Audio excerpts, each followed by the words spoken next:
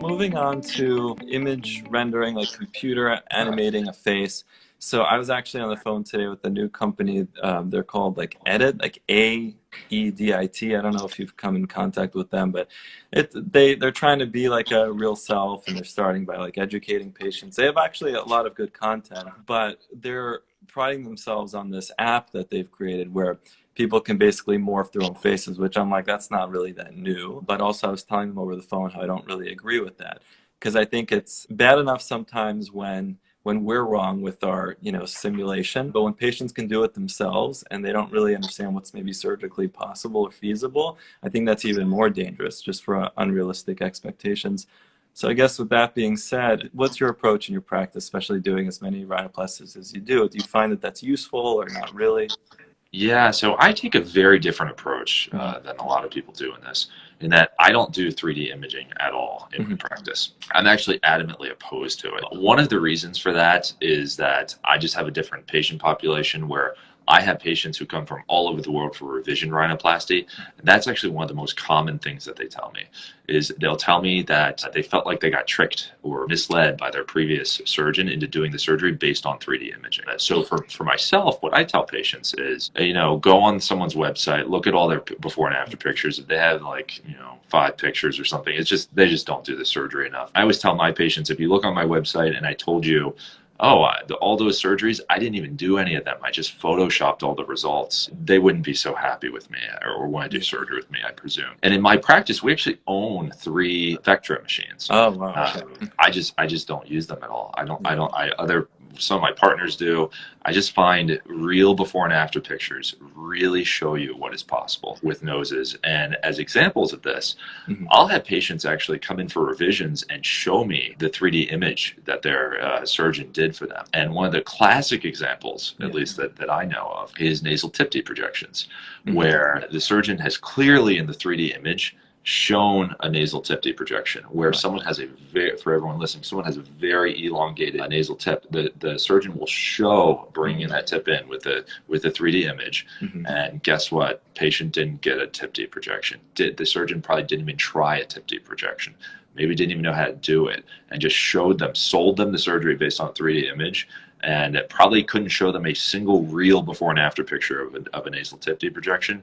Patient got sold, did the surgery, and unfortunately didn't get the result they were looking for. The Right. way I sort of navigate that, Gary, is that I won't use what I believe is a marketing gimmick to sell surgery in Yeah. 3D imaging. I'll tell patients as we get to know each other better closer to the surgery date, if they ever want to go on Facetune or probably something like you just said and Mhm. manipulate their own image and send it to me, I'll say, yeah, we can do that. Or I'll say, no, I can't do that. Here's why. I just don't want to be the one selling surgery Yeah, on yeah, marketing. for sure. I generally will do some imaging rendering for patients. That being said, I don't think I have as much of a, as big of a repertoire as you do to kind of show them exactly like, look, you're coming in with this skin color, this age. Let me show you exactly like the 10 people or 50 people that I've worked on very similar to you. So that's one reason. Another one is that's just kind of how I trained, and it was never we never did 3D like the more modern kind of Vectra approaches. We did use a system that also kind of expensive, whatever. I use Photoshop Fix. Keep Mm. it really simple. It's free. It's great. It's just like an app on the iPad, iPhone, and I don't do it with them there. That's the thing. I don't try to oversell surgery, just same as you. My reasoning for doing it, first of all, every move that I make when I'm at home sitting there trying to kind of Photoshop it, I'm thinking what surgical step is going to get me to have it look like that or hopefully look like that.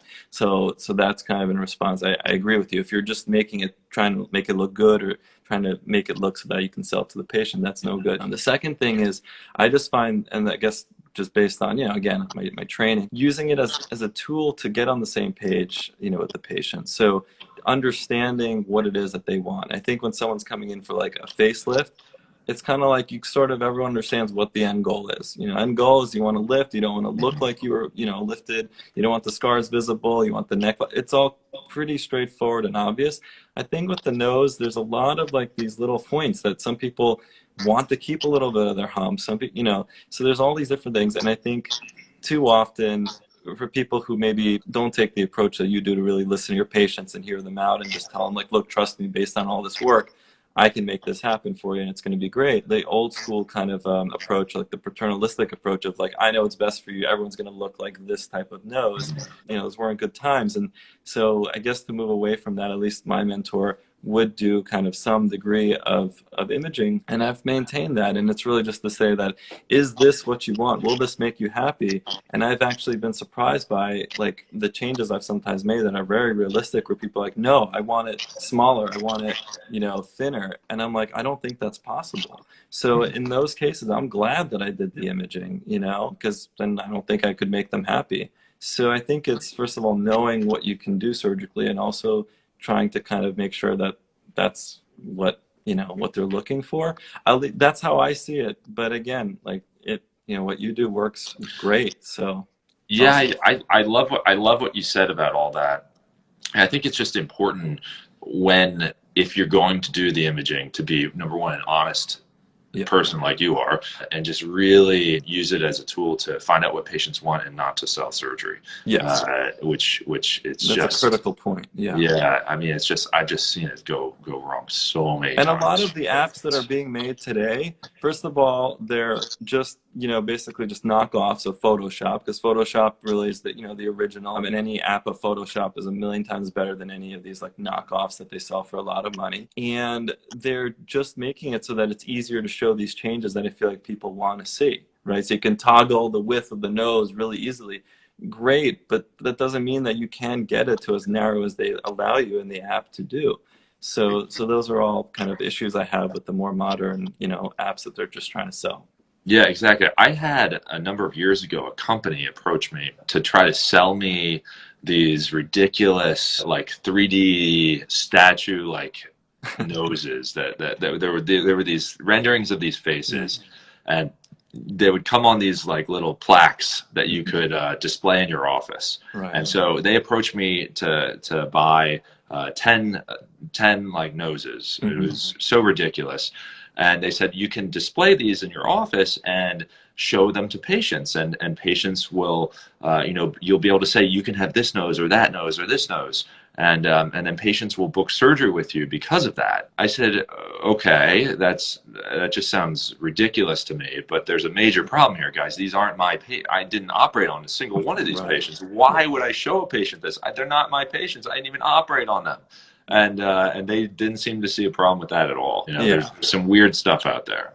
Yeah. I think in the field that we're in, there are a lot of folks who are doing it for maybe not always the best reasons, unfortunately. And so it's, and patients, it's hard for them to always, find the right person.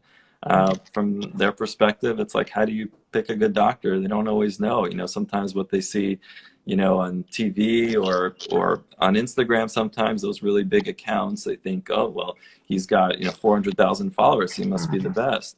And it's easy to get lost in that. So I almost feel bad, for the patient, because how can they decide? You ask your friend, and then maybe your friend had a good experience, but doesn't mean you will. So it's challenging.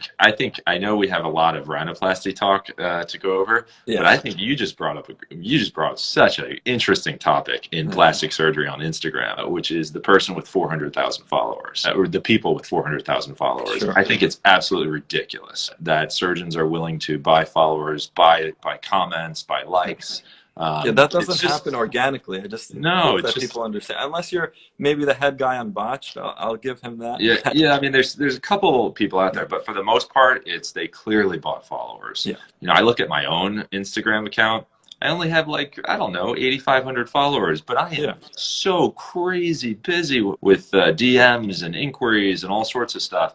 If I had 400,000 followers or 1 million followers, I mean, are you kidding me? You'd need to clone yourself times 10 to handle that. So it's just interesting. I mean, I think you have to be honest and true, to your patients, and it's a form of deception, unfortunately, that people go out there and buy all these followers. I know some people that have that 200,000 follower.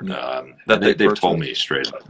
They told me they purchased it, and it's surprisingly cheap. It's unbelievable. It's like I think once you can buy them for like $20. Right. I mean, assuming Instagram doesn't catch on, I guess, and block the account or whatever. But also, I think human psychology, after you reach like a critical number, I don't know what that is. It's probably different for each person, but maybe it's 20,000, maybe it's 50,000. But like if someone gets, followed by an account that's 50,000, or they just come, across it, they're probably more likely to follow it than maybe an account like ours, which is not as impressive number-wise, because it's just like, oh wow, they have so many followers, they must be good, or they must be popular, or whatever it is. So yeah, I mean, there's a lot of issues with that.